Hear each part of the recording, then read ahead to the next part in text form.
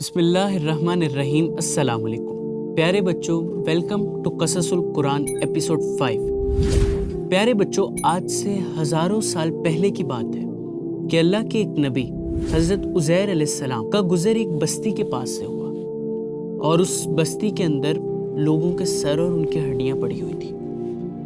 وہ جو بستی والے تھے نا، وہ بہت برے لوگ تھے اور اللہ تعالیٰ کی بات نہیں مانتے تھے، تو اللہ تعالیٰ نے ان پر اپنا عذاب بھیجا، جس کی وجہ سے ان کا یہ حال ہو چکا تھا۔ حضرت عزیر علیہ السلام نے سوچا کہ اتنی ہڈیاں ہیں، ان کو اللہ تعالیٰ دوبارہ کیسے جوڑ کر دوبارہ زندہ کریں گے؟ تو وہ یہ سوچ ہی رہے تھے، اور وہ سوچتے سوچتے آگے چل پڑے۔ وہ چلتے چلتے تھک گئے جب، تو انہوں نے سوچا کہ وہ تھوڑی دیر اب ریسٹ کر لیں۔ تو انہوں نے اپنے گدھے کو ایک درخت کے ساتھ باندھا، اپنا کھانا بھی وہاں پر رکھ دیا اور خود سو گئے۔ آپ کو کیا لگتا ہے وہ کتنی دیر تک سوئے ہوں گے؟ 1 دن، 2 دن؟ نہیں، 100 سال تک وہ اس درخت کے نیچے ہی سوئے رہے۔ اللہ تعالیٰ نے ان کو 100 سال تک وہاں پر سلا دیا، اور اللہ تعالیٰ نے لوگوں کی بھی نظروں سے اور جو جانور تھے ان کی نظروں سے بھی ان کو غائب کر دیا تھا۔ کوئی بھی حضرت عزیر علیہ السلام کو دیکھ نہیں پاتا تھا۔ حضرت عزیر علیہ السلام وہاں پر 100 سال تک سوئے رہے۔ 100 سالوں کے بعد اللہ تعالیٰ نے ان کے اندر ان کی روح واپس ڈال دی، اور جب وہ جاگے تو ایک آواز آئی ان کو، کم لبستہ، کہ آپ کتنی دیر سوئے؟ انہوں نے کہا کہ کچھ دن کا تھوڑا سا حصہ میں سویا ہوں، زیادہ تو نہیں سویا۔ اللہ تعالیٰ نے کہا آپ 100 سال تک سوئے رہے۔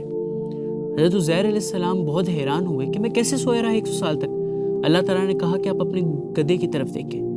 تو جب آپ نے اپنے گدھے کی طرف دیکھا تو اس کی ہڈیاں پڑی ہوئی تھیں، اور اپنے جب کھانے کی طرف دیکھا تو وہ بالکل فریش تھا، جیسا آپ نے سونے سے پہلے رکھا تھا۔ آج اگر ہم کھانا فریج سے باہر رکھ دیں، صبح رکھیں تو شام کو وہ کھانا خراب ہو جائے گا، لیکن وہ کھانا 100 سال تک بالکل ویسے ہی پڑا رہا اور بالکل فریش تھا۔ تو حضرت عزیر علیہ السلام بہت حیران ہوئے۔ تو اللہ تعالیٰ نے کہا کہ اب آپ اپنے گدھے کی طرف دیکھیں۔ حضرت عزیر علیہ السلام نے جب اپنے گدھے کی طرف دیکھا تو اس کی ہڈیاں ہلنے لگیں، اور اس کی ہڈیاں ہل کر آپس میں جڑنے لگی، اور اس کی ٹانگیں بنی، اس کا سر بنا۔ پورا گدھا جیسا 100 سال پہلے تھا وہ بالکل ویسا ہی دوبارہ زندہ ہو گیا۔ حضرت عزیر علیہ السلام بہت حیران ہوئے، اور انہوں نے سوچا کہ جیسے اللہ تعالیٰ نے یہ ہڈیاں جو بالکل الگ الگ پڑی تھیں ان کو جوڑ کر دوبارہ گدھا زندہ کر دیا، ایسے ہی اللہ تعالیٰ انسانوں کو بھی دوبارہ زندہ کر دیں گے۔ اب حضرت عزیر علیہ السلام نے اپنے گدھے کو لیا اور اپنی بستی میں چلے گئے، جہاں پر ان کا اپنا گھر تھا۔ اب حضرت عزیر علیہ السلام جب اپنی بستی میں گئے تو سارا سین بدلا ہوا تھا، اور کافی ساری چینجنگز آ گئی تھی، کیونکہ 100 سال بعد آپ گئے تھے۔ تو آپ نے بہت کوشش کی اپنا گھر ڈھونڈنے کی، اپنا پھر گھر ڈھونڈتے ایک گھر کے پاس آ کر آپ رکے، اور آپ کو لگا کہ یہ گھر ہی آپ کا ہے۔ اس گھر کے آگے ایک بڑھیا بیٹھی ہوئی تھی، اور وہ اندھی تھی۔ تو حضرت عزیر علیہ السلام نے اس بڑھیا سے پوچھا یہ گھر کس کا ہے؟ تو اس بڑھیا نے کہا کہ یہ گھر حضرت عزیر علیہ السلام کا ہے۔ تو حضرت عزیر علیہ السلام نے کہا کہ حضرت عزیر علیہ السلام کہاں پر ہیں؟ تو اس بڑھیا نے کہا رو رو کر کہ وہ کئی سالوں پہلے کہیں گم ہو گئے ہیں، ہمیں وہ مل ہی نہیں رہے، اور وہ بہت رونے لگی۔ تو آپ نے اس بوڑھی عورت سے کہا کہ تم رو مت، میں ہی عزیر علیہ السلام ہوں۔ اس بوڑھی عورت نے بڑا حیران ہو کر پوچھا کہ آپ کیسے حضرت عزیر علیہ السلام ہو سکتے ہیں؟ میں کیسے مان لوں؟ ہاں، اگر آپ حضرت عزیر علیہ السلام ہیں تو آپ اللہ تعالیٰ سے دعا کیجئے کہ اللہ تعالیٰ مجھے آنکھیں واپس کر دے، اور مجھے جو فالج کی بیماری ہے وہ بھی دور کر دے۔ تو حضرت عزیر علیہ السلام نے اللہ تعالیٰ سے دعا کی، اور اللہ تعالیٰ نے دعا قبول کر لی۔ اس عورت کی آنکھیں بھی واپس آ گئی، اور اس کی بیماری بھی دور ہو گئی۔ تو اس عورت نے بڑی خوش ہو کر کہا کہ میں نے اب مان لیا کہ آپ ہی عزیر علیہ السلام ہیں۔ اب حضرت عزیر علیہ السلام اس عورت کے ساتھ جہاں پر سارے شہر کے لوگ اکٹھے بیٹھے ہوئے تھے وہاں پر چلے گئے۔ اس عورت نے کہا سنو میری بات سنو، حضرت عزیر علیہ السلام واپس آ گئے، یہ دیکھو یہ حضرت عزیر علیہ السلام ہے۔ تو ساری قوم بہت پریشان ہو گئی کہ حضرت عزیر علیہ السلام یہ کیسے ہو سکتے ہیں؟ تو اس قوم نے کہا ہم تو نہیں مانتے کہ آپ حضرت عزیر علیہ السلام ہیں، آپ ہمیں کوئی نشانی دکھائیں۔ تو اس قوم کے اندر حضرت عزیر علیہ السلام کے بیٹے بھی تھے اور ان کے پوتے بھی تھے، جن کی عمریں اب بہت زیادہ ہو چکی تھی. وہ تو 100 سال سے بھی زیادہ ان کی ایجز ہو گئی تھی، کیونکہ حضرت عزیر علیہ السلام کی عمر ابھی بھی اتنی ہی تھی جتنی 100 سال پہلے تھی.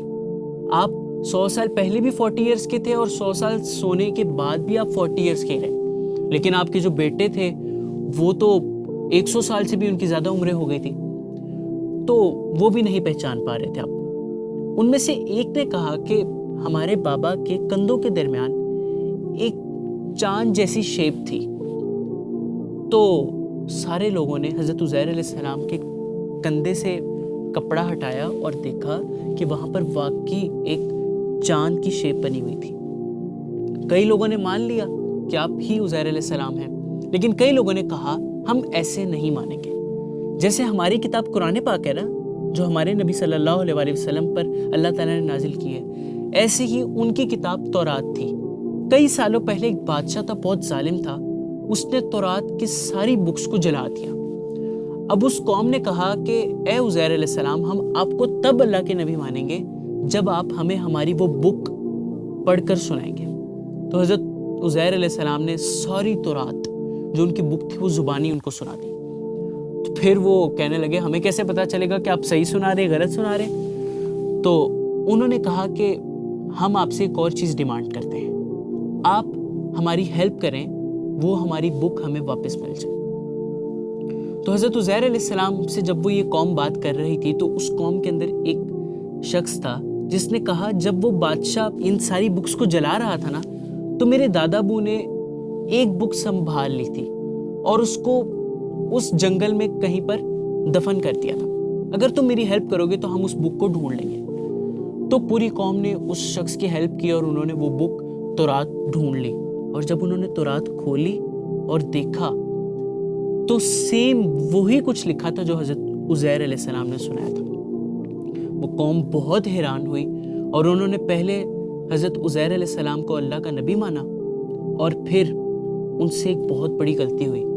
جب انہوں نے دیکھا کہ انہوں نے بالکل صحیح تورات سنائی تو انہوں نے اتنا بڑا ایک گناہ کر دیا اور انہوں نے کہا کہ اے عزیر علیہ السلام، آپ تو اللہ کے بیٹے ہیں.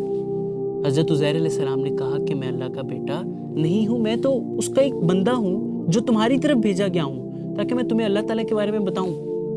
لیکن قوم نے ان کی بات نہیں مانی اور قوم نے کہا کہ آپ اللہ کے بیٹے ہی ہیں، جس کی وجہ سے اللہ تعالیٰ ان لوگوں سے ناراض ہو.